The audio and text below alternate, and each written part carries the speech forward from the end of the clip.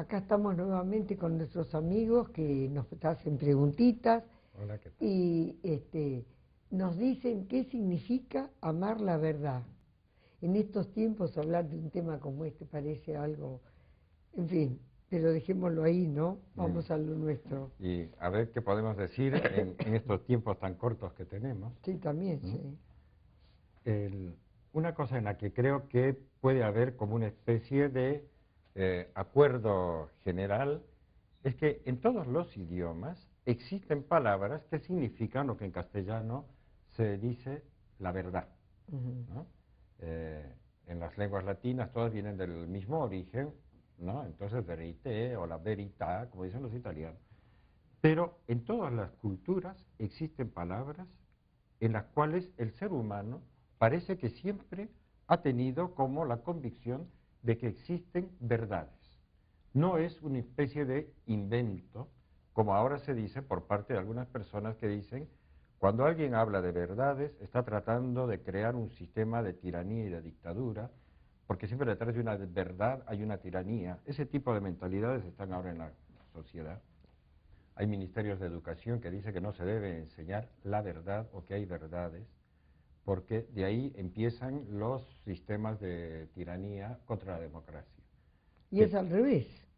Claro que es al revés, pero hay que andarse con cuidado. El lenguaje, en todos los idiomas, hay palabras que dicen la verdad, las verdades. Esto es verdad, eso es mentira, que es lo contrario.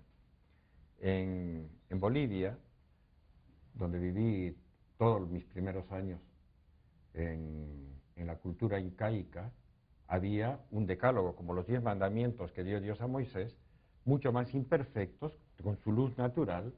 Los incas tenían 3 mandamientos. En quechua, ama sua, ama aquella, ama yuya. No seas ladrón, no seas mentiroso, no seas perezoso. Cuando llegaron los primeros europeos a América, se encontraron con que también acá ya estaba claro que no había que mentir. Es decir, había que decir la verdad. Ahora, para la conversación común, cuando uno pregunta, ¿y cuál es la verdad? ¿Qué es la verdad? ¿Qué significa la verdad?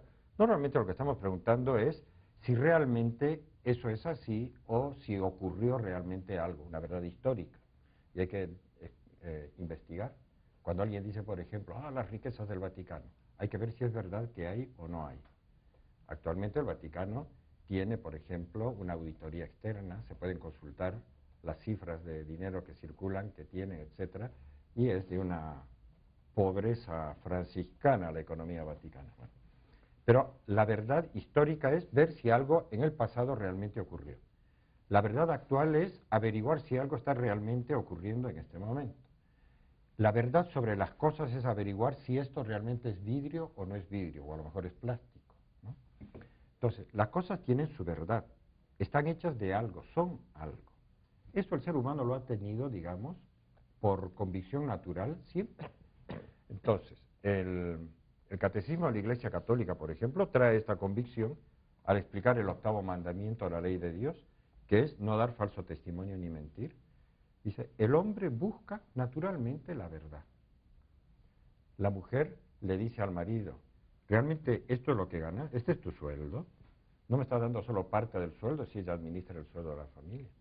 Al hijo se le pregunta, ¿estudiaste o no estudiaste? ¿Es verdad que estudiaste estas 2 horas? ¿O estabas escuchando música y me engañó?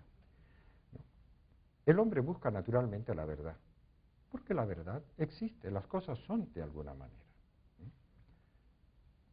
En el siglo XX existió un hombre que es venerado en algunas culturas jurídicas, Hans Kelsen.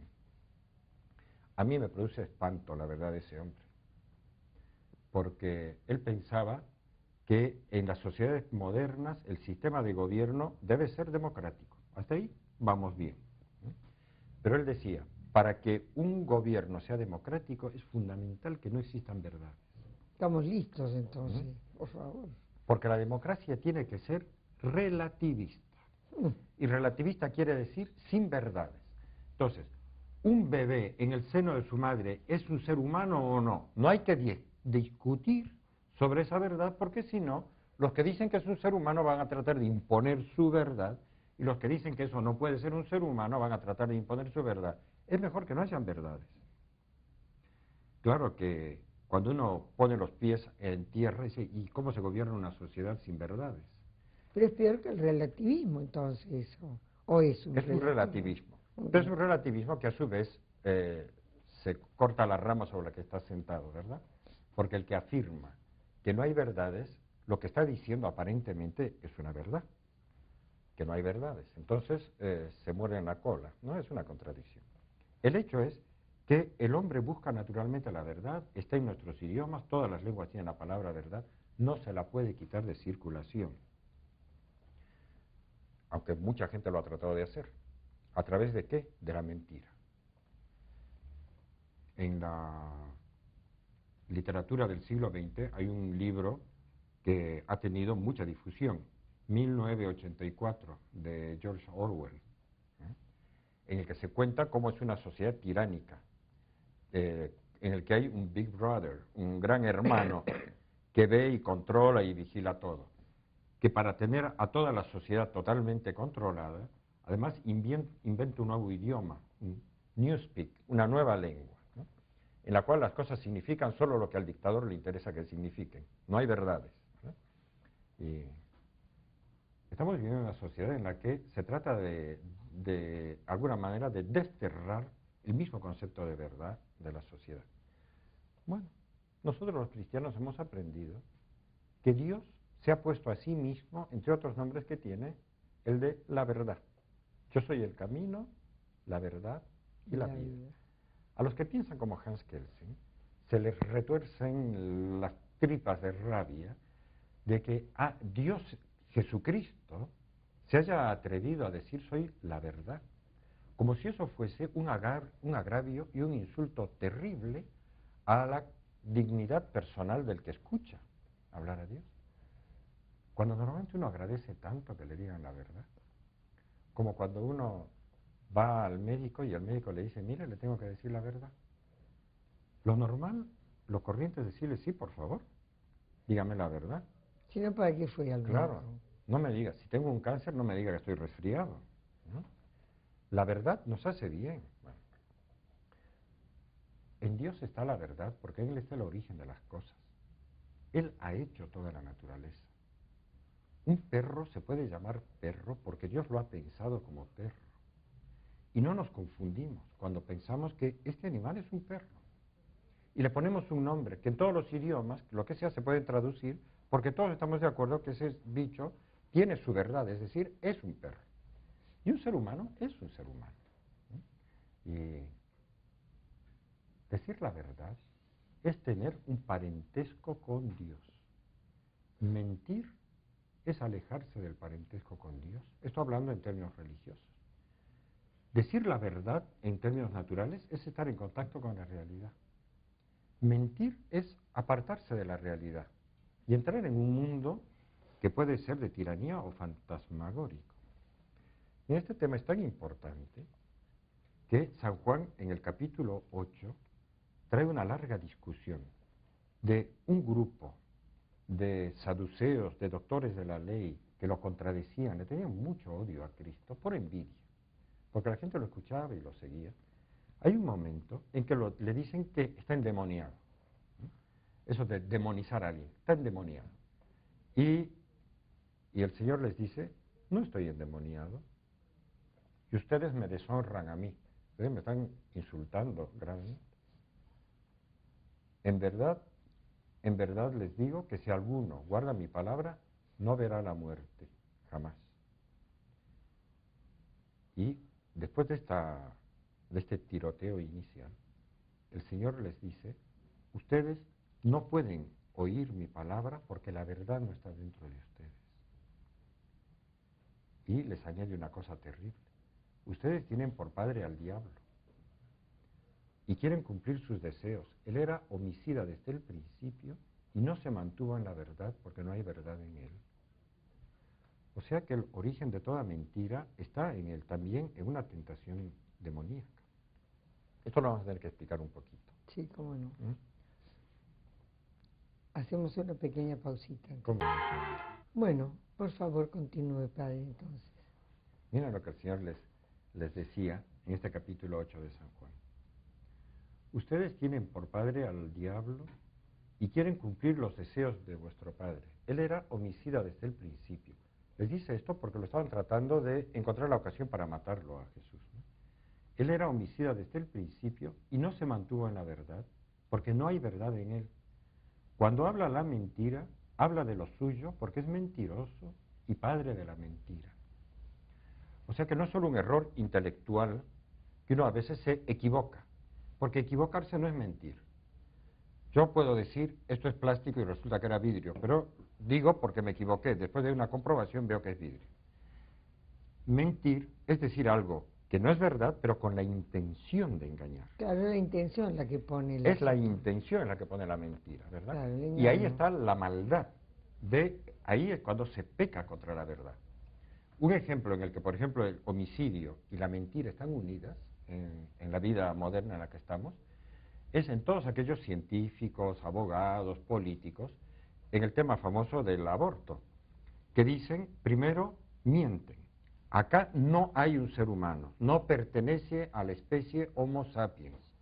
Aunque tenga la información genética completa, esto no se puede decir que es un ser humano, que va a ser un hombre o una mujer llena de libertad y de derechos inalienables. No. Cuando se le niega la verdad de su ser, entonces se lo puede matar. Y eso es lo que está ocurriendo en esta sociedad, en la que están muy unidas el homicidio y la mentira. También está unido, muy unido, todo lo que es corrupción y robo con la mentira. Cuando alguien que tiene capacidad de decisión en una sociedad, mucha capacidad o cierta capacidad de decisión, miente, muchas veces miente para robar. Algunas veces, además, necesita que algunas personas mueran. Es la presencia del demonio en la sociedad humana. El que era homicida desde el principio, el demonio, que era mentiroso también y es padre de la mentira, o sea que de él surgen todas las mentiras, tienen como una especie de unidad de vida. Mentira, homicidio, corrupción, son Parientes. son parientes y están en lucha contra Jesucristo. Aunque no lo planteen a veces así, están en lucha contra Jesucristo. Entonces, ¿cuál es la predicación de la Iglesia? Hay que vivir en la verdad. Para esto, un consejo muy concreto que trae el Catecismo de la Iglesia Católica es ser sinceros. La verdad, dice el Catecismo, como rectitud de la acción y de la palabra humana, tiene por nombre sinceridad o veracidad, que es una palabra muy linda esta, que viene del latín. Sincera era la persona, esto hace 2000 años, ¿no? En la época del Imperio Romano se hablaba así, era una persona, la palabra sincera está compuesta de dos palabras latinas, sine, que es sin, o sea que carece de algo, y cera es cera de abeja. Y resulta que esto lo explica un doctor que se llama Isidoro de Sevilla, que en la época de los romanos, cuando las mujeres empezaban a desarrollar unas arruguitas por la época, por la vida misma, por la edad, tenían pocos cosméticos en esa época. De modo que para mejorar un poco la apariencia, lo que hacían era hacerse una pequeña mascarilla con cera de abeja. Y los romanos sabían, porque esa cera se secaba rápidamente y se agrietaba, que esas señoras no podían ni reír, ni hablar, ni nada para no descascarar. Entonces andaban muy tiesitas, pero ocultaban las arrugas. Esas mujeres tenían cera, eran cumcheras. Y las que eran naturales, que no ocultaban como realmente son, eran sinechera, eran sinceras. De ahí viene la palabra. De ahí viene la palabra. Ajá. Entonces, son las personas que andan en la realidad, en la verdad, se muestran como son, digamos, ¿no? Otros dicen que lo mismo ocurría con las estatuas de mármol, que cuando cometían un error, al martillazo extra que había saltado un pedazo de mármol indebido, lo cerraban, lo sellaban con cera. Y cuando venían los grandes calores del ferragosto, del verano, se derretía la cera. Y entonces eran las estatuas que eran cumchera, eran con trampa.